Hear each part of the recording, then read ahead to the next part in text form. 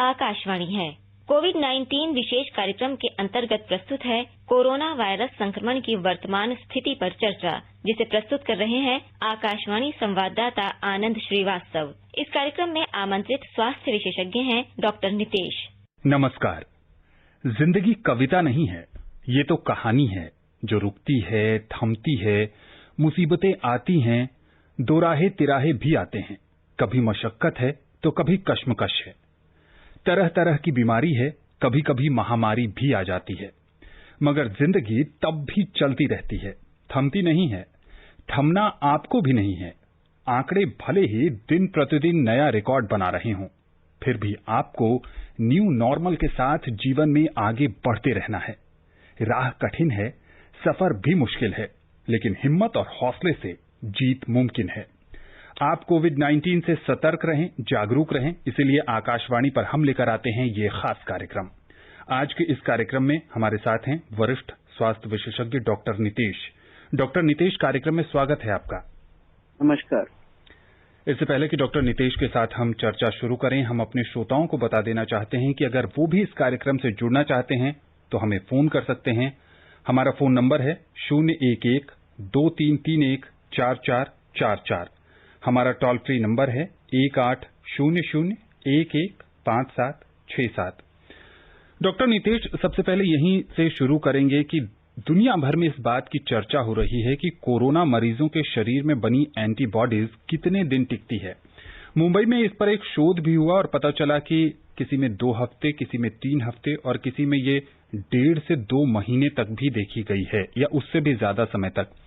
क्या कहेंगे, इस तरह के शोध कितने फायदेमंद हो सकते हैं वैक्सीन के निर्माण में? देखिए, जैसे कि हमने देखा और मुंबई वाला जैसे आपने बताया कि उसमें शोध में पाया गया कि अलग अलग टाइम तक सब में एंटीबॉडी रही है जी। तो ये चीज है कि क्योंकि वायरस नया है और इसमें एंटीबॉडी कितने टाइम तक रहेगी और हमारी जो बोलते हैं हमारी लड़ने की क्षमता जी, जो इम्यूनिटी है वो कितनी एंटीबॉडी बनाने में सक्षम है जी, वो सब चीजें, उन सब चीजों को लेके जितने हमारे शोध होंगे उसी से आगे हमें पता चलेगा कि कितने टाइम तक रह सकती है। जी। डॉक्टर नितेश, एम्स में 122 मरीजों पर एक अध्ययन किया गया और उसमें पता चला कि कोरोना मरीजों में सांस और फेफड़े से जुड़े लक्षण उन 122 मरीजों में कम थे और उन मरीजों में दिल, किडनी और न्यूरो से जुड़े लक्षण थे। तो क्या ये समझा जाए कि अब लक्षणों के साथ साथ शरीर में कोरोना वायरस से जो प्रभावित अंग है उनमें भी बदलाव देखने को मिल रहा है? जी, ये देखिए, ये जो भी कोरोना से फेफड़ों को छोड़ के बाकी अंग का इन्वॉल्वमेंट जी, ये हमने पहले भी डिस्कस किया है जी, कि ये काफी बाकी अंगों को भी इन्वॉल्व करता है जी, जैसे कि दिमाग को, दिल को, और अभी जैसे कि कल एम्स वाले में बताया गया कि पैंक्रियाज में भी एक पेशेंट में उन्होंने देखा गया जी। तो कोरोना एक सिर्फ फेफड़ों से सीमित बीमारी नहीं है, ये शरीर के किसी भी अंग को आगे जाके अफेक्ट कर सकती। तो क्या ऐसे में जो हमारे श्रोता हैं जो इससे बचने के लिए सरकारी दिशा निर्देशों का पालन कर रहे हैं, क्या वो भी अपने स्तर पर कुछ एहतियात बरत सकते हैं, कुछ सावधानियां बरत सकते हैं? जी बिल्कुल। मेरा श्रोताओं से वही निवेदन है कि जैसे कि अनलॉकिंग खुलती जा रही है जी, उसी हिसाब से हमारी सतर्कता बल्कि और बढ़नी चाहिए जी, क्योंकि जैसे जैसे लोगों का आना जाना शुरू होगा, थोड़ी भीड़ वाले इलाके होंगे, वहां पे आप अपना मास्क पहन के घर से जाने से पहले ही मास्क पहने और घर आके ही उतारें। घर हाथ धोना और सैनिटाइजर साथ में रखना, अगर आप हाथ नहीं धो सकते हैं तो सैनिटाइजर से अपने हाथ साफ रख सकते हैं जी। ये चीजों को हमें और सतर्कता से करना पड़ेगा।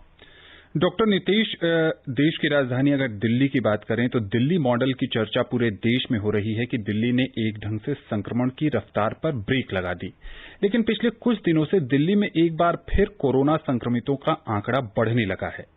दिल्ली सरकार का कहना है कि टेस्ट दोगुने किए जाएंगे, मौत जो है वो 0 पर लाने का लक्ष्य। क्या देखते हैं आप, लोगों की लापरवाही है जिसके कारण दिल्ली में आंकड़े बढ़ रहे हैं या फिर कोई और कारण है?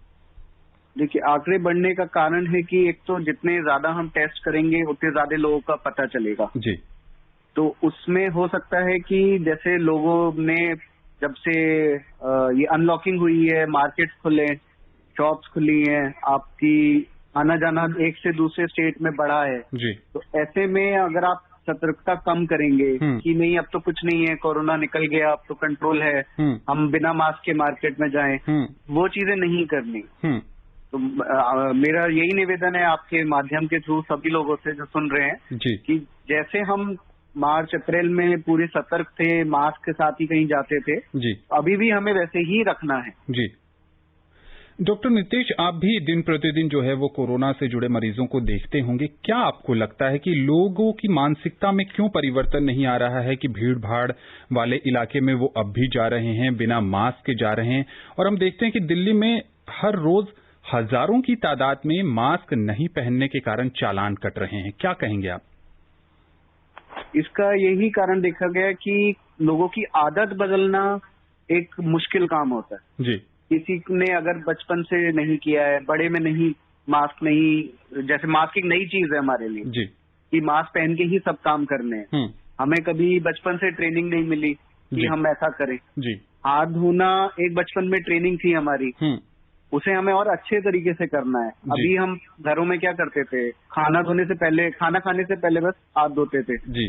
अब ये कहा जा रहा है कि आप बाहर जाएं, बाहर से अंदर घर आ रहे हैं तो भी आपको हाथ धोने जी। तो उन्हीं चीजों को हमें और अच्छे से अपने जीवन का एक हिस्सा मान के करना और ये नहीं मानना कि एक हम पे थोपा जा रहा है। जी बिल्कुल, ये समझना पड़ेगा कि आज के समय की जरूरत है। पूरी दुनिया इस महामारी से लड़ रही है और आपका सहयोग बहुत जरूरी है, क्योंकि अगर संक्रमण की चेन को तोड़ना है तो हर एक व्यक्ति को अपनी जिम्मेदारी समझनी होगी। उत्तर प्रदेश के सोनभद्र से विवेक जी जुड़ गए हैं। विवेक जी, कार्यक्रम में स्वागत है आपका। हाँ, मैं विवेक टंडन बोल रहा हूँ, रेणुकूट, सोनभद्र, उत्तर प्रदेश से। जी डॉक्टर साहब, मैं ये जानना चाहता हूँ कि ये हर्ड इम्यूनिटी की बात आजकल हो रही है, ये क्या होती है? हर्ड इम्यूनिटी को लेकर दुनिया भर में चर्चा हो रही है। ये जानना चाहते हैं कि ये क्या है और कोरोना वायरस के मामले में ये कैसे कारगर साबित हो सकती है। देखिए, हर्ड इम्यूनिटी एक कंसेप्ट है कि अगर आपके आसपास के लोग सुरक्षित हैं किसी इन्फेक्शन से तो आप उससे सुरक्षित रह सकते हैं। तो जैसे कि इन्फ्लुएंजा पहले एक बीमारी थी, उसका हम वैक्सीनेशन देते हैं बच्चों को, बड़ों को, जिससे कि लोगों में एंटीबॉडीज पहले से बनी रहे और वो दूसरे आदमी को इन्फेक्शन ना करे। पर कोरोना क्योंकि एक नई बीमारी है, 8-9 महीने हुए आए हुए, तो इसमें हर्ड इम्यूनिटी कितना काम करेगी कितना नहीं, ये अभी कहना बहुत मुश्किल है। जी हाँ, बिल्कुल। और जो सेरोलॉजिकल सर्वे देश के अलग अलग हिस्सों में हो रहे हैं, उससे इसी बात को पता लगाने की कोशिश की जा रही है कि समाज में या जिन क्षेत्रों में ये सर्वे हो रहे हैं उसमें कितने प्रतिशत लोग कोरोना संक्रमित हो गए हैं। कहा यह भी जा रहा है कि जब तक 70% आबादी संक्रमित नहीं होगी तब तक हर्ड इम्यूनिटी की कल्पना करना इस बीमारी में बहुत मुश्किल है। जालौन से चंद्रभान जी जुड़ चुके हैं। चंद्रभान जी, कार्यक्रम में स्वागत है आपका। हाँ, सभी श्रोता और डॉक्टर साहब, आपको भी नमस्कार।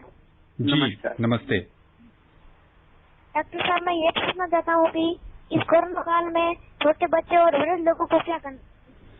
ये छोटे बच्चे हैं और ये जानना चाहते हैं कि इनको क्या सावधानी बरतनी चाहिए। साथ ही साथ ये अपने दादा दादी के बारे में भी जानना चाहते हैं कि जो बुजुर्ग हैं घर में वो क्या एहतियात बरतें। हाँ, देखिए, जैसे हमने पहले भी कहा था कि जो छोटे बच्चे हैं 5 साल से कम और जो बुजुर्ग है 60 से 65 साल और जो गर्भवती महिलाएं हैं, इनको घर के बाहर कम से कम निकलना है। इनका हमें ज्यादा ध्यान रखना है क्योंकि ये ज्यादा प्रोन है इन्फेक्शन होने जी। तो बच्चों को भी वही आदतें डालें कि हाथ बार बार धोएं और बाहर जाएं तो मास्क पहन के जाएं। और यही घर के बड़े लोगों के साथ भी यही ध्यान रखना है। जी बिल्कुल। साथ साथ ये नहीं भूलना है कि बच्चों का जो नॉर्मल इम्यूनाइजेशन होता है उसको नहीं छोड़ना है क्योंकि वो और बीमारियों से जरूर बचाता है। जी। ऐसे ही बड़ों को जो भी बीमारी है, डायबिटीज है, हाइपरटेंशन है, उनका नियमित इलाज जैसे चल रहा था पहले वो रखना है आगे। जी बिल्कुल। जो बच्चे होते हैं बहुत चंचल स्वभाव के होते हैं और बच्चों के लिए बहुत मुश्किल है कि 4-5 महीने से वो 4 दीवारी में बंद हैं, पार्क में नहीं जा पा रहे हैं खेलने के लिए, स्कूल बंद हैं, वो अपने दोस्तों से नहीं मिल पा रहे हैं। समय कठिन जरूर है, लेकिन जो अभिभावक हैं वो उनको घर पर ही मनोरंजन के साधन उपलब्ध करा रहे हैं। और जैसा कि डॉक्टर नितेश बता रहे हैं कि अगर जरूरत है बाहर जाने की बच्चों को तो पूरी सावधानी से ही बाहर निकले। मध्य प्रदेश के रीवा से रामजी गर्ग जी जुड़ चुके हैं। राम जी, कार्यक्रम में स्वागत है आपका। सर राम राम, और डॉक्टर साहब को भी राम राम जी। पूछिए, क्या जानना चाहते हैं? मैं खैर मजिया रीवा मध्य प्रदेश से रामजी गर्ग बोल रहा हूँ जी। सर प्रश्न ये है कि मास्क को कैसे पहचाने, कौन धोने वाला है कौन धोने वाला नहीं है जी। और बोलने में भी दिक्कत होना क्या कोरोना का लक्षण हो सकता है? डॉक्टर नीतेश, इनके 2 सवाल हैं। पहला सवाल मास्क से जुड़ा है कि कैसे पहचाने कि ये वॉशेबल मास्क है या नहीं।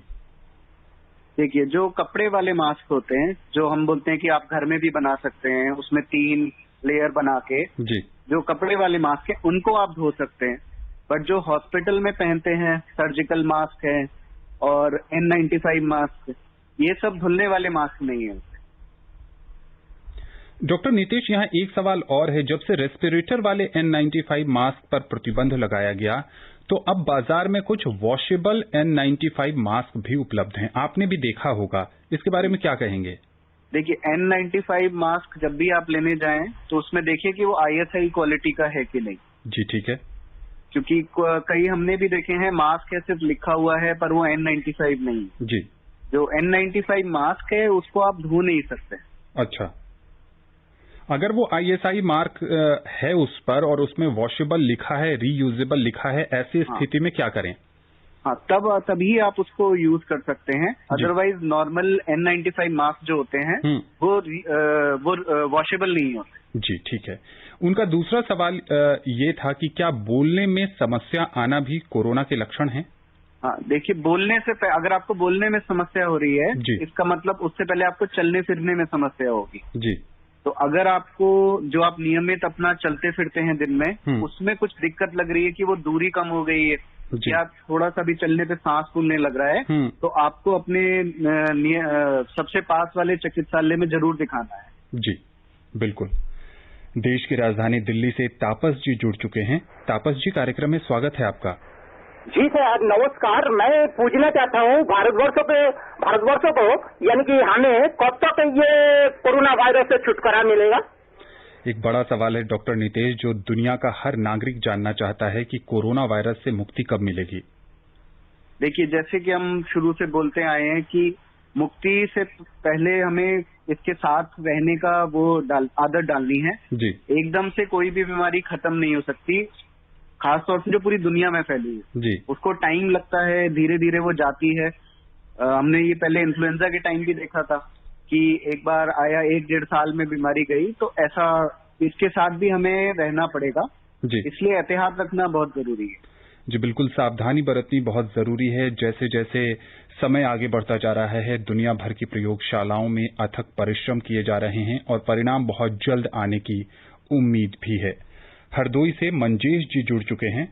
मंजेश जी, कार्यक्रम में स्वागत है आपका। नमस्कार सर। जी, नमस्ते। पूछिए, क्या जानना चाहते हैं? सर जी, कोरोना की वैक्सीन कब तक आ रही है? एक और ऐसा सवाल डॉक्टर नीतेश जो हर कोई जानना चाहता है, इसका जवाब कि कोरोना की वैक्सीन कब तक आ रही है। देखिए, कोरोना की वैक्सीन कभी भी आने से पहले उसके बहुत सारे ट्रायल्स करने पड़ते हैं। जी। क्योंकि वैक्सीन जो लगाई जाती है वो नॉर्मल आदमी को लगाई जाती है। जी। तो हमें उससे ये देखना है कि वैक्सीन लगाने से नुकसान ज्यादा तो नहीं हो रहा है। जी। क्योंकि अगर एक सेहतमंद आदमी को आप वैक्सीन लगाते हैं और उसको वैक्सीन से साइड इफेक्ट होते हैं, तो ये उसके लिए बहुत ही ज्यादा खराब बात है। जी।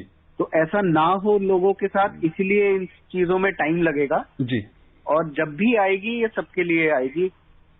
जी, बिल्कुल। और भारत में जो सीरम इंस्टीट्यूट है उसने तीसरे चरण के जो परीक्षण हैं वो शुरू कर दिए हैं और उम्मीद है कि बहुत जल्द इसके सकारात्मक परिणाम भी सामने आएंगे।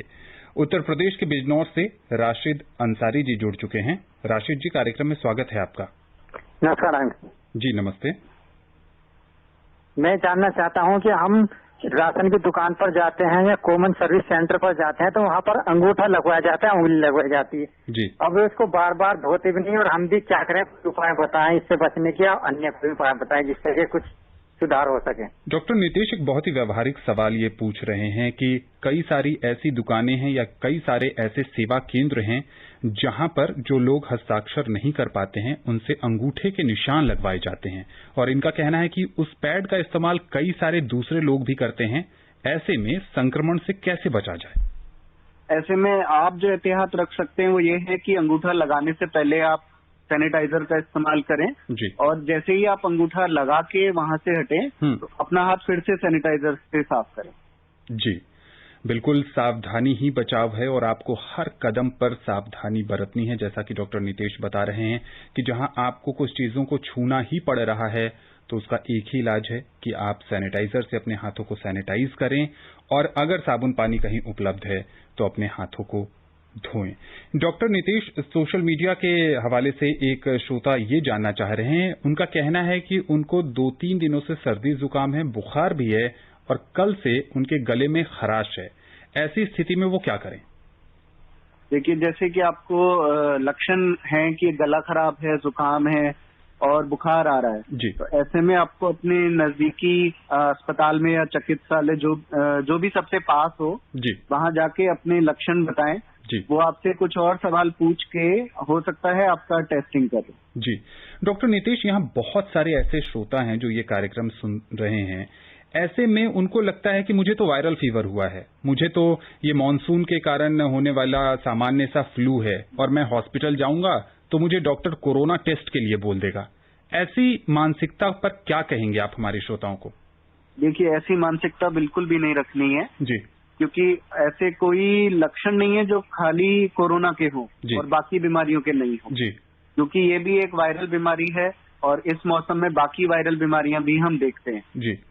तो आपको अगर कोई भी लक्षण लगता है ऐसा कि बुखार आ रहा है, बदन दर्द है, आपका गला खराब है, जुकाम है तो आप एक बार अपने घर के पास चिकित्सालय में जरूर जाएं और अगर डॉक्टर साहब कोरोना टेस्ट बोलते हैं तो उससे घबराइए नहीं जी। हो सकता है आपकी बीमारी जल्दी पकड़ी जाए जी, या हो सकता है आपको कोरोना नहीं हो तो बाकी बीमारियां जल्दी पकड़ी जाए जी। आप घर में रहेंगे, आगे नहीं दिखाएंगे तो वो और दिक्कतें ही करेगा। जी बिल्कुल ठीक है। पंजाब के जालंधर से ओंकार सिंह जी जुड़ चुके हैं। ओंकार जी, कार्यक्रम में स्वागत है आपका। नमस्कार जी। रेडियो की आवाज कम कर लीजिए और अपना सवाल पूछिए।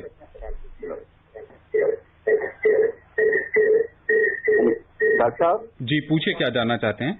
हाँ, मैं जलंधर से बोल रहा हूँ, मेरा नाम ओंकार सिंह किला है जी। और मैं ये जानना चाहता हूँ कि इन बारिश के दिनों में जब हम लगाते हैं मास्क, ये गिल्ला हो जाता है जी, तो हमारे कितने को मास्क अपने पास रखेंगे, सूखा करेंगे फिर गिल्ला बने, कहाँ उसको साम कर रखेंगे? बारिश के मौसम में मास्क गीला हो जाता है, कितने मास्क अपने पास रखें, इस समस्या से कैसे निकलें? देखिए, मास्क अगर गीला हो जाता है तो आप उसको यूज नहीं कर सकते जी। तो आपको कहीं भी जाना है, जैसे बारिश का मौसम है, आप जा रहे हैं तो आपको ये देखना है कि आप भीगे नहीं जी, जिससे कि छतरी लेके जाएं साथ में, या अगर बारिश जिस टाइम हो रही है उस टाइम बाहर ना निकले जी। जब बंद हो जाए तब अपने काम से जाएं जी, क्योंकि गीले मास्क को यूज करने का कोई वो मतलब नहीं होता है। जी बिल्कुल। राजस्थान के जयपुर से रामू यादव जी जुड़ चुके हैं। रामू जी, कार्यक्रम में स्वागत है आपका। साहब जयराम जी की ऐसा है, मैं नेत्रहीन आदमी हूँ, जयपुर से बोल रहा हूँ जी। ये हम जो नाई के दाढ़ी कटिंग कराने जावे तो हमको आज 4 महीने हो गए, कैसे बनावे साहब? और दूसरा प्रश्न मेरा ये है कि सैनिटाइजर जो हाथ धोने का होता है ये किस तरीके का लेवे? क्योंकि आजकल कई तरह के सैनिटाइजर, कोई तो कहता है इसमें दारू मिली आती है, तो ऐसा कौन सा सैनिटाइजर हाथ से धोवे, ये हमें प्रश्न बताइए साहब। डॉक्टर नितेश जी, इनका पहला सवाल है, जयपुर से बोल रहा हूँ, वो बहुत ही व्यावहारिक है कि शेविंग कराने की बात कर रहे हैं, हेयर कटिंग कराने की बात कर रहे हैं, कह रहे हैं कि जाने में बहुत डर लग रहा है। हाँ, ऐसे में आप 2 चीजें कर सकते हैं जी। या तो अगर आप अपने घर में ही चीजें करवा सकते हैं तो आप वो ऑप्शन एक ले सकते हैं जी। दूसरा है, अगर आप नाई के यहाँ जाते हैं जी। तो आपको बस इतना देखना है कि आपको अपना मास्क रखना है, नाई अपना मास्क लगा के रखिएगा जी। और जो भी सामान आप यूज कर रहे हैं, जो नाई यूज करेंगे वो सैनिटाइज होना चाहिए। जी जी बिल्कुल। इनका दूसरा सवाल ये था कि बाजार में कई तरह के सैनिटाइजर हैं, कौन सा सैनिटाइजर इस्तेमाल करना चाहिए?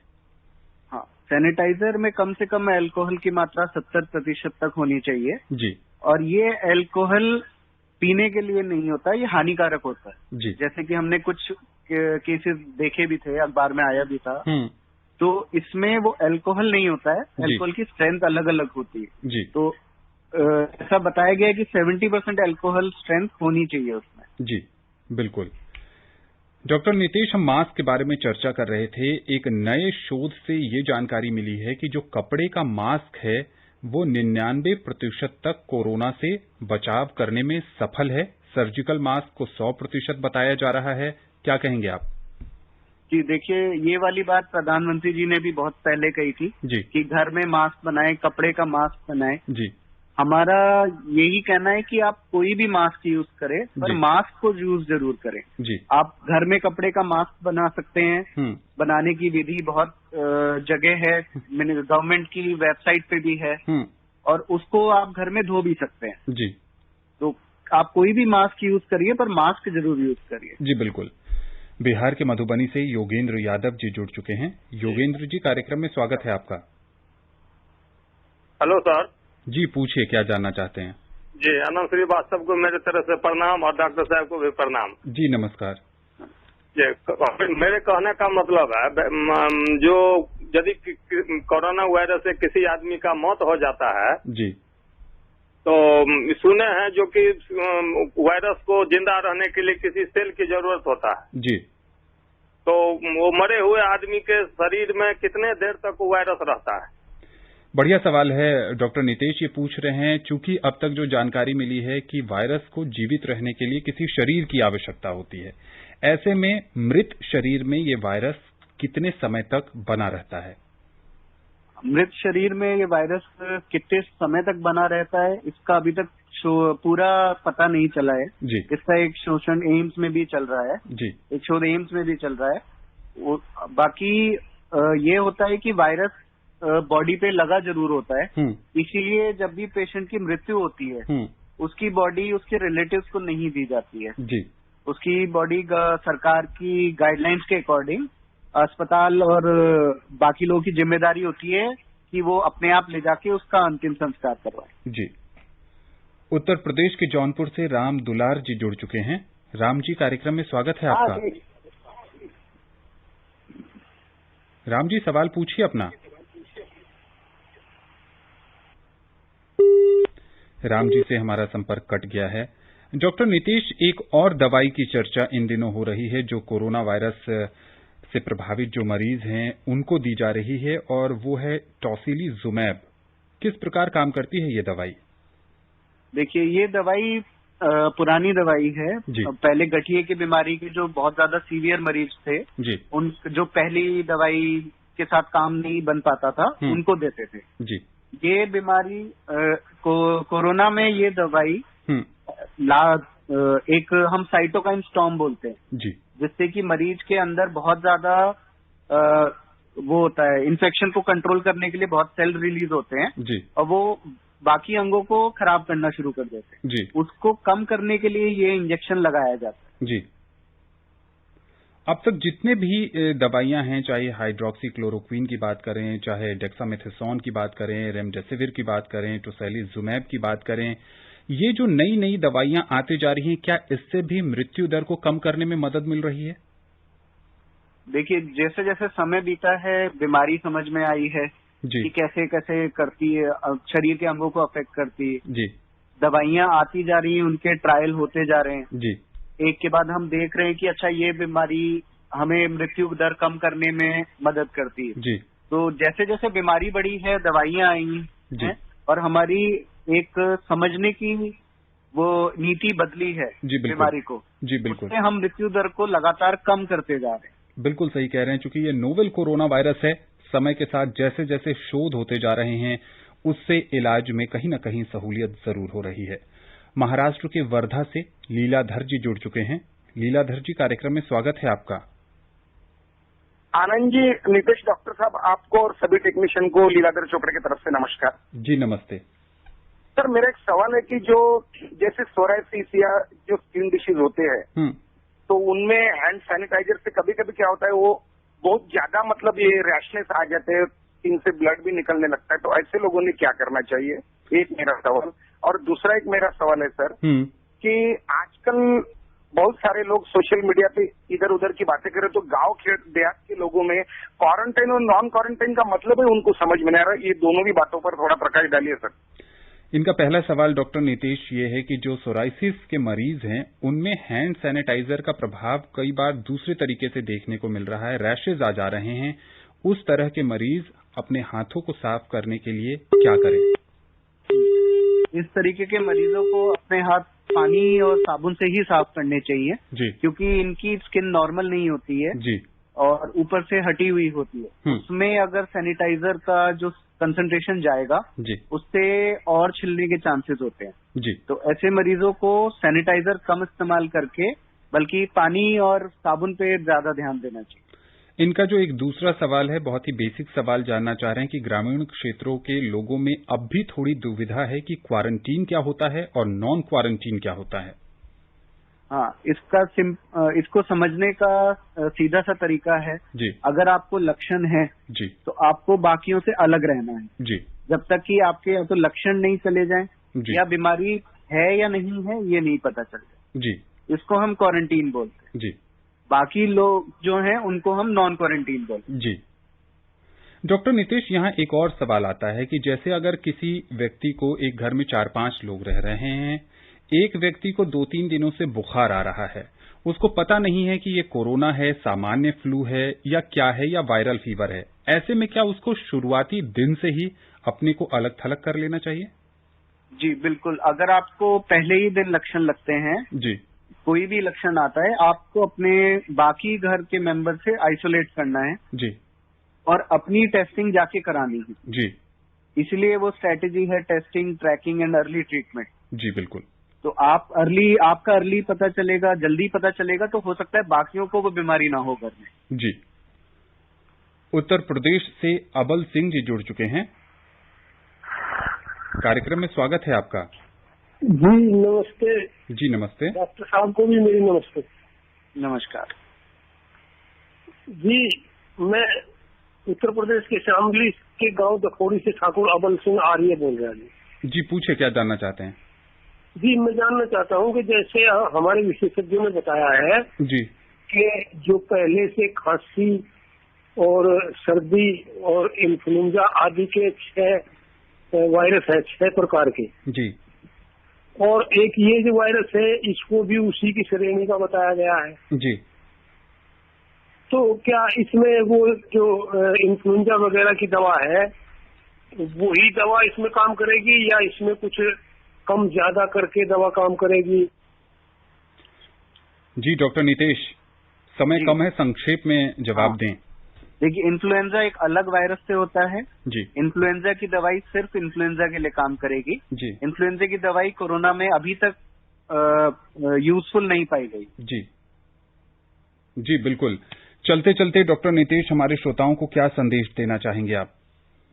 संदेश एक ही है कि अपना ध्यान रखें, मास्क पहन के बाहर निकलें, अपने हाथों को साफ रखें और पहला लक्षण आने पे ही जांच कराने जाएं। जांच कराने से डरे नहीं, इससे आप अपने को ही सुरक्षित रखते हैं और अपने घर वालों और आसपास को भी सुरक्षित कर सकते हैं। डॉक्टर नीतीश, आकाशवाणी के इस खास कार्यक्रम से जुड़ने के लिए और विशेषज्ञ राय साझा करने के लिए आपका बहुत बहुत शुक्रिया। धन्यवाद। तो जैसा कि डॉक्टर नीतीश बता रहे हैं कि न्यू नॉर्मल का ये भी एक हिस्सा है कि अगर आपको कोई भी लक्षण दिखें तो आप सबसे पहले जाकर अपना कोविड टेस्ट कराएं ताकि आप सुरक्षित रह सकें और आपका परिवार सुरक्षित रह सके। आप स्वस्थ रहें, खुशहाल रहें, अपना ध्यान रखिए। नमस्कार। कोविड-19 विशेष कार्यक्रम के अंतर्गत अभी आप सुन रहे थे कोरोना वायरस संक्रमण की वर्तमान स्थिति पर चर्चा, जिसे प्रस्तुत कर रहे थे आकाशवाणी संवाददाता आनंद श्रीवास्तव। इस कार्यक्रम में आमंत्रित स्वास्थ्य विशेषज्ञ थे डॉक्टर नितेश। ये कार्यक्रम आकाशवाणी के समाचार सेवा प्रभाग द्वारा प्रस्तुत किया गया। इसे आप हमारे mobile app news on AIR पर भी सुन सकते हैं। इस कार्यक्रम के संबंध में अपनी प्रतिक्रिया आप हमें ईमेल कर सकते हैं। पता है AIRNSDtalks@gmail.com। ये कार्यक्रम फिर से सुनने के लिए लॉग ऑन करें हमारी वेबसाइट newsonair.com।